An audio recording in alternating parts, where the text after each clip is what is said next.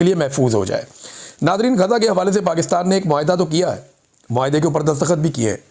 Donald Trump के बकौल जो गज़ा का अमन मुआहदा है उस पर सारों ने दस्तखत किए हैं। शहबाज शरीफ वगैरह मुकर गए थे कि जनाब हमने तो दस्तखत किए जिस पेपर पे, वो तो पेपर में कुछ और लिखा था, यहाँ पे तो कुछ और है। लेकिन जब वो पेपर सामने आए और जब डोनाल्ड ट्रंप ने कहा तो इन्होंने उसको डिनाई नहीं किया।